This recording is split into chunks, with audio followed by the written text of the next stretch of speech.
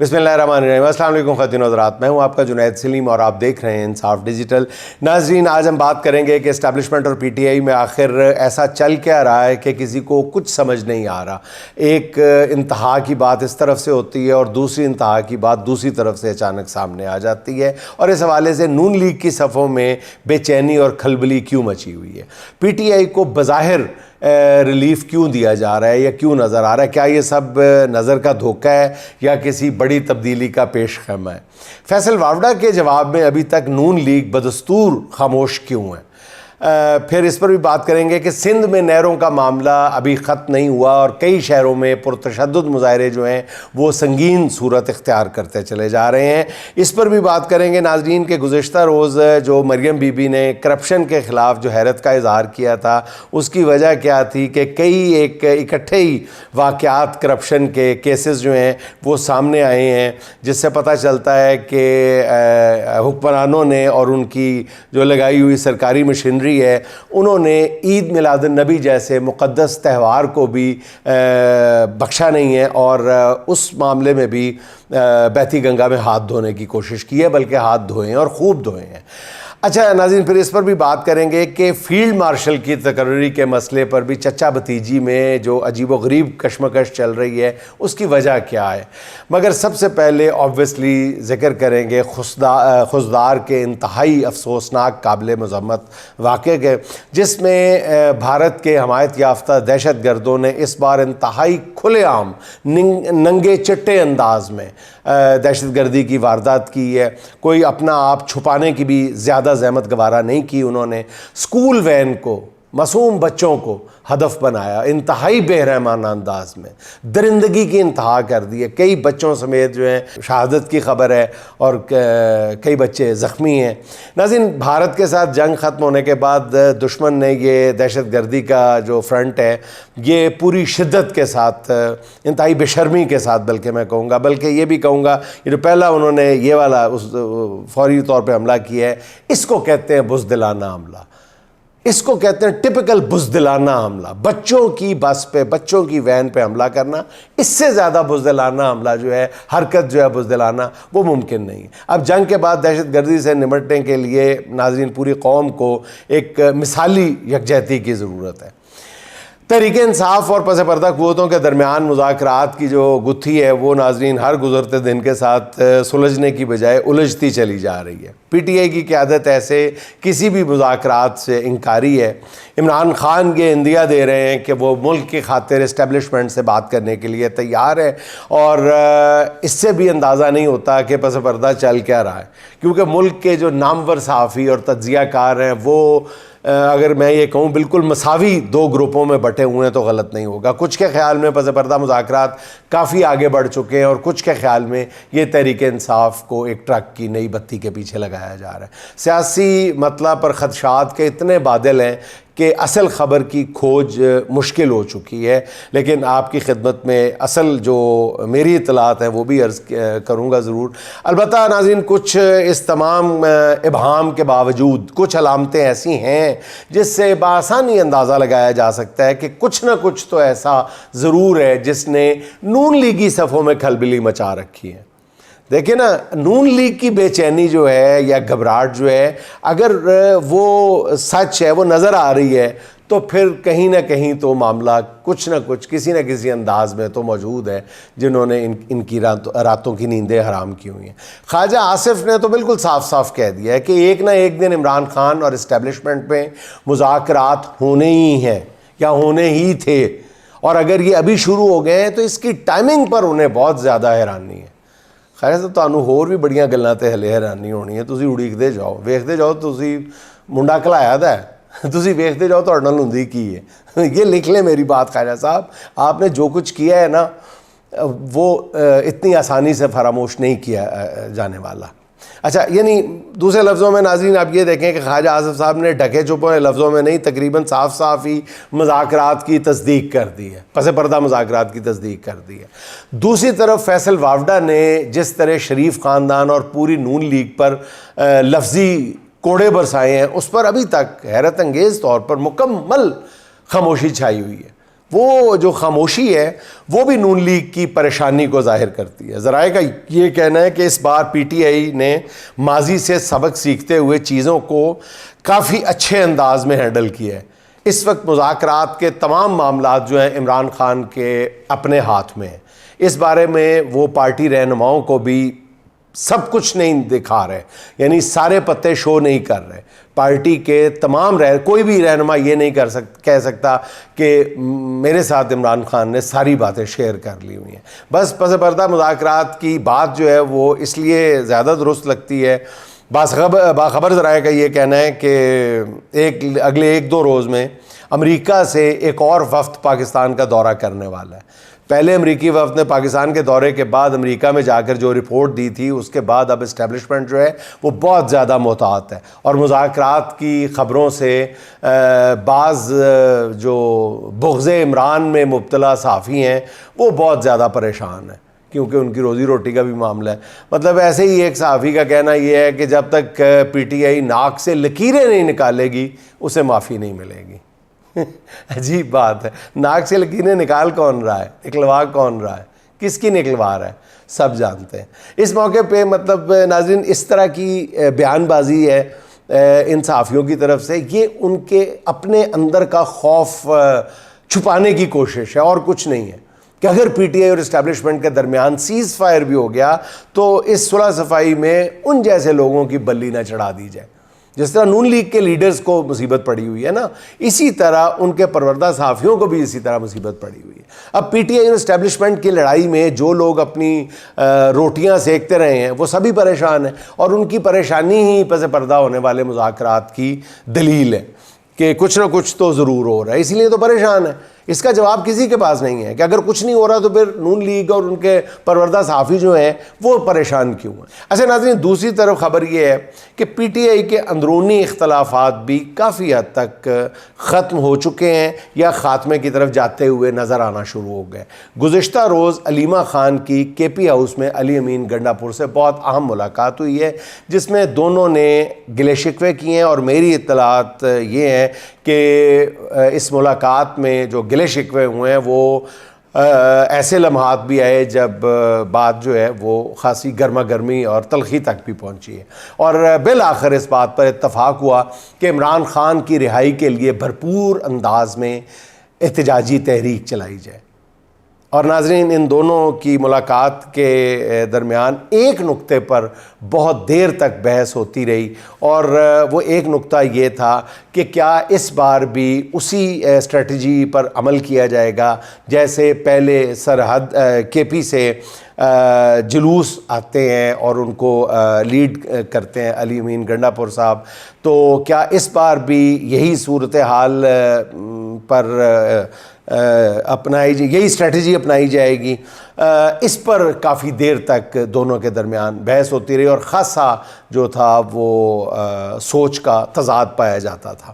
اب آگے دیکھیے کہ کس بات پر اتفاق رائے ہوتا ہے۔ اس تحریک سے پہلے پارٹی کے تمام ذمہ داران کو الرٹ کر دیا گیا ہے۔ پی ٹی آئی کا خیال یہ ہے کہ جب تک تحریک اور مذاکرات ساتھ ساتھ نہیں چلیں گے تب تک عمران خان کی رہائی ممکن نہیں ہوگی۔ اس لیے ایک طرف بیرسٹر گوہر جیسے لوگ مصالحت امیز یا مصالحانہ گفتگو کر رہے ہوتے ہیں، تو اسی لمحے دوسری طرف سالار کاکڑ، صدام ترین اور عباد فاروق جیسے نوجوان سخت اور جوشیلے بیانات دینے والے لوگ بھی بیان داغ رہے ہوتے ہیں، جس سے لگتا ہے کہ یہ اب پی ٹی آئی کی ایک سوچی سمجھی پالیسی بھی ہے۔ خود عمران خان بھی اپنے لہجے میں زیر و بم لاتے ہیں۔ ایک دن خان صاحب نرم لہجے میں بات کرتے ہیں تو دوسرے دن انتہائی سخت بیان دے دیتے ہیں۔ کل عمران خان نے اسٹیبلشمنٹ سے بات کرنے کی کھلی آفر دی تھی، اور آج ان کا کہنا یہ ہے کہ جنرل عاصم منیر کا فیلڈ مارشل بننے سے بہتر تھا کہ وہ خود کو بادشاہ سلامتی ڈکلیئر کر دیتے۔ ناظرین، اگر یہ مذاکرات ہو بھی رہے ہیں، ہم اس پہ بعد میں بات کریں گے، تو یہ ایسی جو ہلکی پھلکی موسیقی ہے یہ تو دونوں طرف سے جاری رہے گی۔ یہ بات مت سوچیں کہ سیز فائر کا مطلب جو ہے وہ مکمل زبان بندی، ایسا تو بالکل ممکن نہیں ہوگا۔ ایک بار پھر یہ جو خان صاحب نے سخت بات کہی ہے، اس کے ساتھ ہی انہوں نے یہ بھی ساتھ کہا ہے کہ مودی زخمی ہے اور اس کی بے عزتی ہوئی ہے، وہ ضرور بدلہ لینے آئے گا، اور ملک کی بہتری کے لیے انہوں نے کہا ہے کہ اسٹیبلشمنٹ آئے مجھ سے بات کرے، دشمن کے لیے ہمیں متحد ہونا ہوگا۔ عمران خان ناظرین ایسا اصل میں کوئی تاثر نہیں دینا چاہتے کہ وہ کسی سے کوئی ڈیل کر رہے ہیں، اور نہ ہی عمران خان حقیقتاً کسی ڈیل کے لیے تیار ہے۔ عمران خان یہی بات لوگوں کے میڈیا کے سامنے کہتے ہیں، اور وہی بات جو ہے اپنے جو پیغام رساں لوگ آتے ہیں ان سے کہتے ہیں۔ وہ ایک ہی بات کرتے ہیں کہ اداروں کو اپنے تئیں کام کرنے کی بلا مداخلت کام کرنے کی اجازت دے دی جائے ہر ادارے کو، اور وہ ان کا ایک ہی مطالبہ ہے۔ دوسری طرف ناظرین اس لیے وہ چاہتے ہیں کہ کوئی ایسی بات نہ کی جائے کہ ان کی جو اتنی طویل قربانیاں ہیں، اظہار ہے، جیل ہے کاٹنا، جو مطلب جیسے ہم اکثر ذکر کرتے ہیں، بلکہ عمران خان کے بدترین دشمن بھی اس بات کا اعتراف کرتے ہیں کہ جس دلیری سے خان نے جیل کاٹی ہے اس طرح آج تک کسی نے نہیں کاٹی۔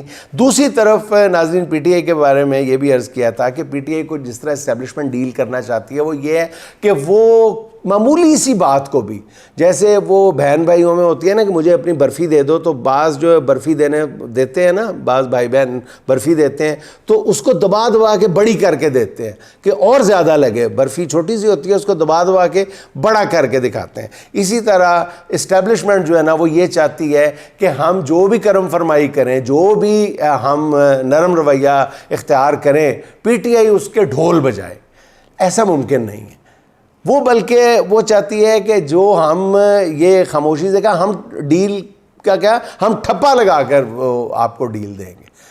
اب دوسری طرف پی ٹی آئی اس کے لیے بالکل تیار نہیں ہے، اور یہیں پہ معاملہ اٹکا ہوا ہے کہ معاملات کا آغاز جب ہوگا تو دونوں جو فریقین ہیں وہ اس بات سے بچنے کی کوشش کریں گے، یعنی اسٹیبلشمنٹ ایسا کوئی تاثر نہیں دے گی کہ ہم ڈر گئے، اور دوسری طرف پی ٹی آئی بھی کوئی ایسا تاثر نہیں دینا چاہتی کہ ہم بھی کسی مذاکرات کی جلدی میں ہیں۔ تو یہی بات جو ہے یہ بیچ میں مطلب طوالت اختیار کرتی جا رہی ہے۔ اچھا ناظرین آپ خود ذرا سوچیں کہ فیصل وافدہ کی شریف خاندان اور ان کے حواریوں پر جو تنقید کی دھول ہے وہ ابھی بیٹھی نہیں ہے۔ پورے نون لیگی کیمپ میں ابھی تک کوئی ایک قابل ذکر شخص ایسا نہیں جو سامنے آ کر وافدہ کو جواب دے سکے۔ کوئی تو وجہ ہوگی نا، ایسا کیوں ہے؟ فیصل وافدہ ٹھیک ہے، لوگ جانتے ہیں کہاں سے ہے کدھر سے ہے، لیکن کوئی دو لفظوں میں آگے جواب دے دیتا ہے، ایسا بالکل نہیں ہو رہا۔ مطلب وافدہ کے بیان کا سیدھا سادہ مطلب یہ ہے کہ اسٹیبلشمنٹ نواز شریف سے ناراض ہے، اور جس طرح پورے شریف خاندان نے مودی اور بھارت کے متعلق اپنے لب سیے ہوئے ہیں، اس سے پتہ چلتا ہے کہ کچھ ناراضی جو ہے وہ مریم نواز سے بھی ہے، جس کا اظہار فیصل وافدہ نے ٹھیک ٹھاک انداز میں کیا۔ اس کے جواب میں عظمہ بخاری کو چنا گیا، مگر انہوں نے فیصل وافدہ کے بیان پر کوئی رد عمل نہیں دیا باقاعدہ۔ کل بھی عرض کیا تھا کہ انہوں نے ان کو ذہنی مریض قرار دے کر بات ہی ختم کر دی تھی۔ جو انہوں نے کہا اس کا جواب دینا انہوں نے مناسب نہیں سمجھا یا رسک نہیں لیا اس پر۔ اچھا ایک آپ کو اور بات بتاؤں ناظرین، کل جب انہوں نے یہ سارے بیٹھے ہوئے تھے نون لیگی جو صحافی ہیں، یہ مختلف چینلز پہ بیٹھ کے کہہ رہے تھے، اب ان کے پاس جواب تو کوئی تھا نہیں کہ فیصل وافدہ کی بات پر یہ جو خاموشی ہے نون لیگ کی، اس کو کیسے جسٹیفائی کیا جائے۔ تو کچھ میرے دوست کہہ رہے تھے کہ جی وہ جن کے اشاروں پہ انہوں نے بیان دیا تھا نا وہ وافدہ نے، تو انہوں نے وافدہ کی طلبی کر لی ہے۔ وافدہ صاحب اس وقت طلبی میں ہیں، وافدہ صاحب اس وقت جو پیشی بھگت رہے ہیں وہاں جا کے، وافدہ صاحب کے جیسے کوئی کان پکڑائے ہوئے ہیں، اور اب آپ دیکھیں گے کہ وافدہ کی زبان ایسے چپ ہوگی کہ اس کو چپ ہی لگ جائے گی، وافدہ معذرت کر لے گا، وافدہ بات گول کر جائے گا، وافدہ یہ کر دے گا، وافدہ وہ کر دے گا۔ اور اس وقت باقاعدہ یہ کہہ رہے تھے کہ اس وقت یوں لگتا تھا کہ وافدہ جو ہے وہ ہاتھ جوڑ کے بیٹھا ہوا ہے، جن کے بارے میں کہا جاتا ہے کہ وہ ان کا پیغام رساں ہے، وہ کہتے تھے وہ غلط طور پہ میسج چلا گیا ہے، اور بڑی وہ اس کی کھچائی ہو رہی ہے فیصل وافدہ کی۔ تو ناظرین میرا خیال ہے کہ ابھی چند گھنٹے ہی گزرے تھے کہ فیصل وافدہ نے اس سے بڑا بم دے مارا، اس نے عظمہ بخاری صاحبہ کی بھی ایسی تیزی پھیر دی۔ اگر یہ کون سی ان کی کھچائی ہوئی ہے فیصل وابڈا صاحب کی. مطلب انہوں نے کہا کہ جی میں عظمیٰ بخاری کا شکر گزار ہوں کہ اس نے مجھے شاہ رخ خان سے تشبیہ دی ہے. میں کم از کم چائنا کی سی گریڈ ماسیوں کی کاپی تو نہیں ہوں. میں نے تو نوکروں سے بھی کبھی زندگی میں بات نہیں کی. یہ فیصل وابڈا صاحب کہہ رہے ہیں. فیصل وابڈا کہتے ہیں یہی عظمیٰ بخاری نواز شریف کو راگ ایجنٹ مودی کا یار کہتی تھی. اور پھر فیصل وابڈا نے عظمیٰ بخاری کو طنز کرتے ہوئے کہا کہ مجھے اور بھی جو بیماریاں لاحق ہیں اس کے بارے میں بھی بتا دیں. اچھا, فیصل وابڈا کے بیان پر پوری نون لیگ جو ہے وہ اس وقت انگاروں پہ لوٹ رہی ہے, مگر کوئی ان کو جواب دینا نہیں چاہتا. عطا اللہ تارڑ صاحب ہے چپ, مطلب خواتین پر بات پہ رقیق ترین حملے کرنے والے. خواجہ آصف صاحب بھی دائیں بائیں کنی کترا کے گزر رہے ہیں. رانا ثناء اللہ کو بھی ایسی چپ لگی, بلکہ انہوں نے تو فیصل وابڈا کا بیان انہوں نے ایسے ریئیکٹ کرے جیسے سنا ہی نہیں ہے. بلکہ اس سے بھی آپ کو دلچسپ بات بتاؤں, ذرا آپ جا کے سنیں کہ انہوں نے رانا ثناء اللہ صاحب نے تو فیصل وابڈا کے بیان کی حمایت کر دی ہے. انہوں نے کہا ہے کہ وابڈا صاحب اگر یہ بات کر رہے ہیں تو اس کی وجہ جاننے کی کوشش کی جائے, وہ کیوں ناراض ہیں. سر وہ ناراض نہیں ہے, ناراض آپ سے کیوں ہونا, انہوں نے وہ آپ کے پول کھول رہے ہیں اور کسی وجہ سے کھول رہے ہیں. ناظرین, یہ پہلا موقع ہے کہ نون لیگ کے قائد نواز شریف کی عزت ایک ایسے شخص نے خاک میں ملا دی ہے جسے عام طور پر حکومتی کیمپ سے ہی سمجھا جاتا ہے. اور اس کا سیدھا مطلب یہ ہے کہ نون لیگ کے سب لیڈر سمجھدار اور سیانے ہیں. وہ جانتے ہیں کہ فیصل وابڈا خود نہیں بول رہا, ان کے اندر کوئی اور بول رہا ہے, اور یہ جو کوئی اور ہے اس کی مخالفت کرنے کی کسی میں ہمت نہیں ہے. یہ ناظرین نئی سیاسی حقیقتیں ہیں جس میں شریف خاندان کی حیثیت ایک کل پرزے سے زیادہ کچھ نہیں ہے. اس سے پہلے مریم نواز اور محسن نقوی کی لڑائی میں آپ نے دیکھ لیا کہ بالآخر مریم کو محسن نقوی کے گھر جا کر معافی مانگنا پڑی تھی. اور اس کے بعد سے اب ہر نون لیگی جو ہے وہ محتاط ہے, کیونکہ طاقتور اپنے نمائندوں کے مقابلے میں نہ کسی لیڈر کو اہمیت دیتے ہیں اور نہ کسی عہدے کو. اچھا ناظرین, نون لیگ کے اندر جو معاملات ہیں, جو اختلافات ہیں, اس کو ایک طرف رہنے دیں. جو شریف خاندان کے اندرونی معاملات اس وقت خرابی کی جس نہج پر پہنچ چکے ہیں وہ انتہائی خوفناک ہے نون لیگ کے لیے. مثلا فیلڈ مارشل کے مسئلے پہ, فیلڈ مارشل کی تقرری کے مسئلے پہ ایک عجیب و غریب صورتحال سامنے آئی ہے. شہباز شریف صاحب کو یہ کہنے کی, یہ وضاحت کی کیا ضرورت پڑی تھی پہلے کہ یہ میرا فیصلہ تھا. جنرل عاصم کو فیلڈ مارشل بنانا میرا فیصلہ تھا. چلیں انہوں نے کہہ دیا میرا فیصلہ تھا, گوارا کیا جا سکتا ہے, ہو سکتا ہے ان کا فیصلہ ہو اور اکیلے کا فیصلہ ہو.